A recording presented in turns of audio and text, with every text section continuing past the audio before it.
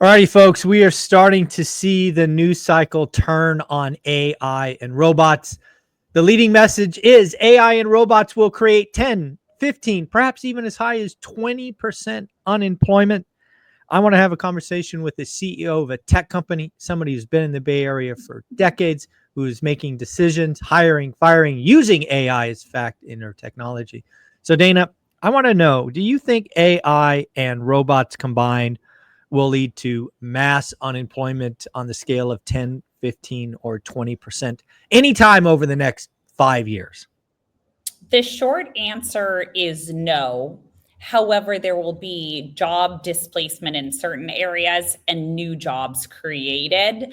And I take it back to the Industrial Revolution. You saw the same thing happen where folks thought that there was going to be massive unemployment, and you actually just saw job shifts.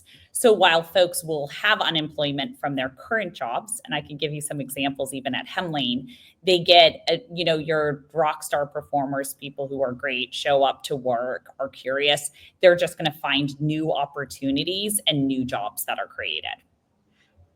Yeah, I think there's a lot to it. Obviously, studying economics for years, we've studied this for many cycles, whether it's the Industrial Revolution or maybe something, or actually something you and I lived through, the .com era.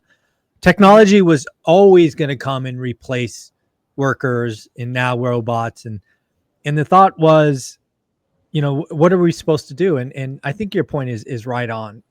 If you look at it role by role, no question, roles, in fact, entire industries could be disrupted. But if you step back and look at the totality, I wouldn't be shocked if, just like the .com era, if we actually come out of this with more jobs net than less jobs. Yeah, and more convenience. I mean, you see it with other jobs that are created in like, I think of the convenience culture and the Instacarts and stuff like that. Maybe there's someone who's now driving the cars, but you need more support people to talk to folks about certain things that the AI doesn't pick up or something like that. And so I still think that there's just going to be a change and a shift in where those jobs go. We have some good examples actually here at Hemlane of certain things that we have done to keep folks at Hemlane, even though their job itself has been displaced by AI. Give me an example. Give me one example.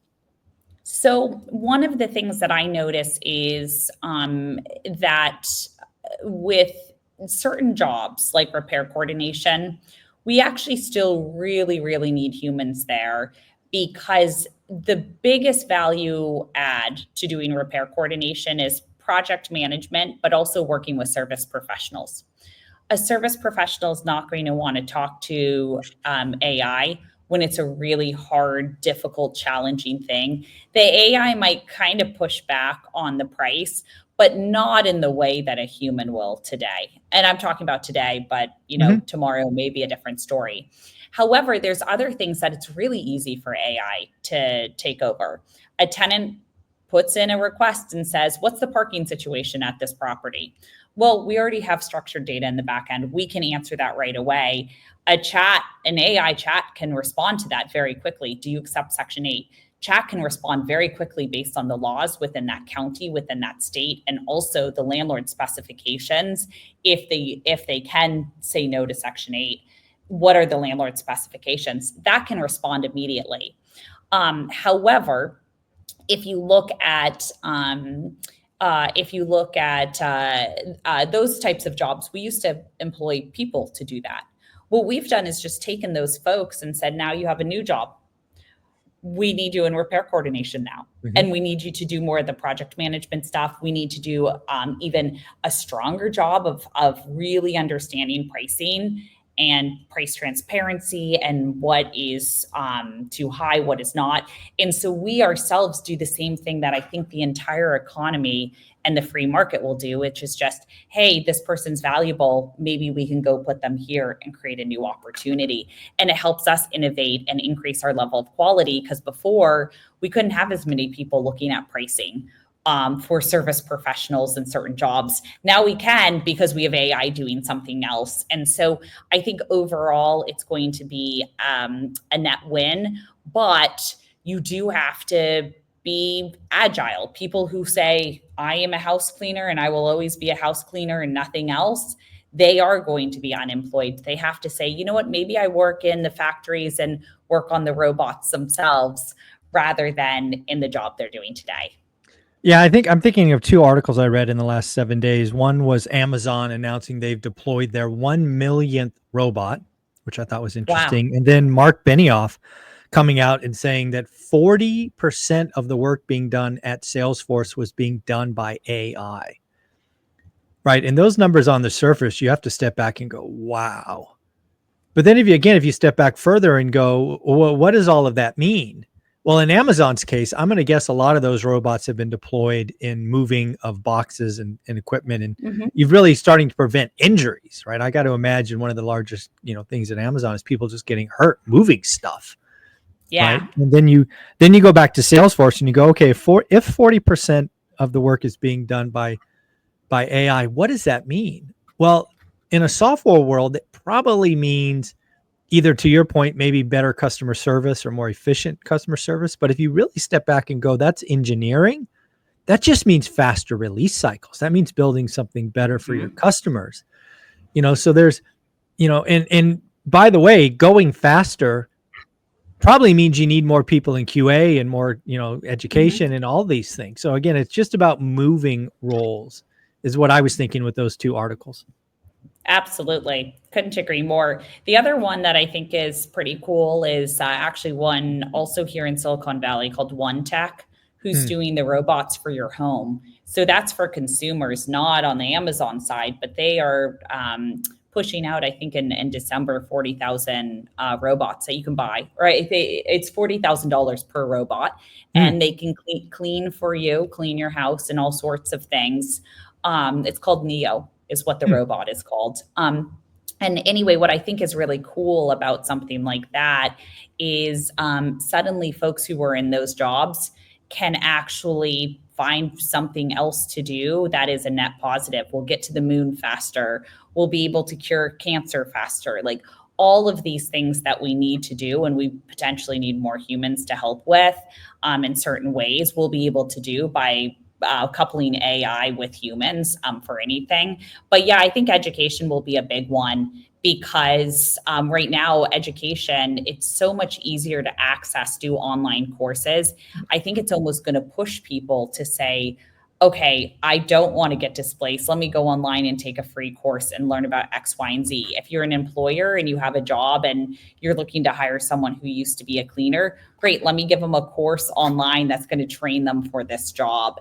AI could potentially help with that. So I think it's really cool because it's going to, you see it with the next generation. They think faster, they get things done faster. It's going to do the same thing, and you just have to stay on top of that and not be threatened by technology, but feel like it's going to help improve everything overall. Yeah, the other thing I see going on right now with this AI and robots thing is it feels like there's nowhere that's safe, right? In the AI world, you have white collar jobs Mhm. displacing and going away. With robots, you've got trades going away, right? You got robots that do roofing now. And Mhm. it's really interesting for me to look at people's just stuck in the kind of like it's not like it was yesterday. It's got to be different tomorrow. And that means I'm out of a job. People just have to step back and realize there's going to be more possibilities created. Not, yeah, you're not going up on a roof and laying the tiles down. Maybe you have to go out and sell the work or do something else. So, and then I guess the last thing I think about AI and robots, and this is going to be the big shocker, is I think you're going to see a lot more entrepreneurship. I think there's going to be a lot Yeah. more ability to have solopreneurs. One, two, three, four people create significant companies. Certainly, enough to pay the bills. So you're no longer going to have to, in the 80s and 90s, it was go join IBM or, HP. Yeah. Then it was come to the Silicon Valley in the 2000s and go join a .com. I think what's coming is more nimble and focused entrepreneurship. What do you think? I couldn't agree more. And, you're already seeing it with Y Combinator. they've said there was their demo day, and one of the venture capitalists who went to it had told me, listen, 3-4 years ago, the team would have been much bigger, the size of these teams pitching, and they would have had half the amount of revenue. Now, with teams of 1 or 2, they're pitching, they've already got $1 million in revenue, and they're using AI to do the rest of it. And so I think that is really cool, is that you can actually launch new businesses faster with the help of AI. And I think the next generation is so much faster. I mean, for us, those are the types of people we're bringing into Hemlane, because we say they are the future. They're thinking about that, and they're not threatened by it. They're actually wanting to take the risk, try new technology, and innovate faster than we've ever done before. So I think it's the most exciting time right now, to be alive. We had, if you think of the disruptions, it was like obviously the internet, then there was mobile. This is, in my opinion, even bigger than has both of to those be combined. has to be bigger. So yeah, I think it's gonna be really cool. I guess the last thing to talk about that I actually see one part of the economy changing the most, and I don't know if everybody would see this, but for me, it's going to be education. I think the world of everybody goes to school, gets a $200,000 degree, and does this or that. I think those days are over. I think you're going to see a lot more Gen Z skip college altogether, and I think colleges have to really change what they're doing. And frankly, I just think the education space is going to be vastly different in a decade. Yeah, I think it will be interesting to see. And here's why. One of the things on the education side is just community. That is one of and you see it with even entrepreneurship, that companies that make it, it's really about the team more so than anything else, the 2 or 3 people. And being in a huge university setting where everyone is the same age and being able to learn from them and grow with them, that's something you can't change. And so I think if education and higher education gets disrupted in those formative years of 18 to 22, I'm not quite sure it's online education, but it's maybe some kind of hybrid where it's online plus a classroom setting or something like that. And the reason I bring that up is it was really interesting. I was reading a book, and it was talking about like Coursera and all these courses that had come out.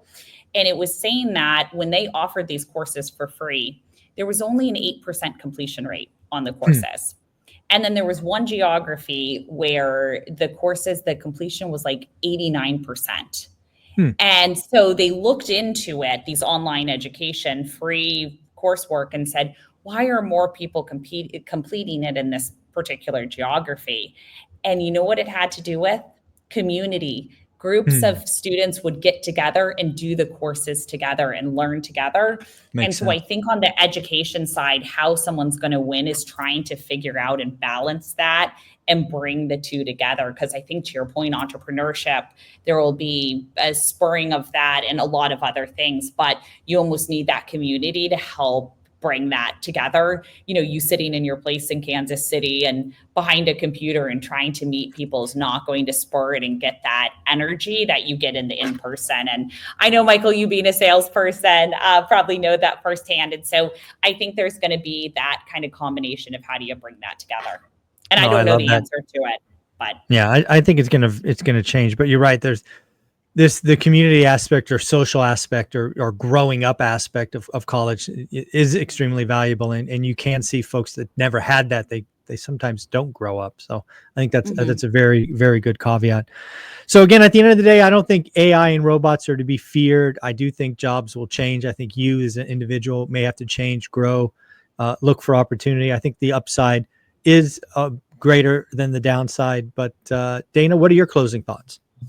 Yeah, I think that my closing thoughts for anyone, if you have kids, get them into a data a data role that really helps them work with AI, anything that they can do on the tech side to really understand AI. You yourself, if you don't know enough about it and you're not using it literally every day, there's some amazing courses out there, dummy courses. Stop, scrolling through your Instagram. Go ahead and educate yourself because it will put you far ahead, and not fear it, but be enlightened by it.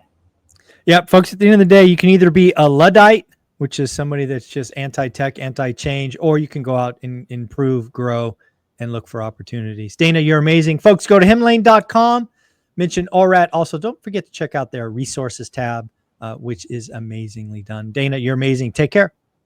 Thanks for having me.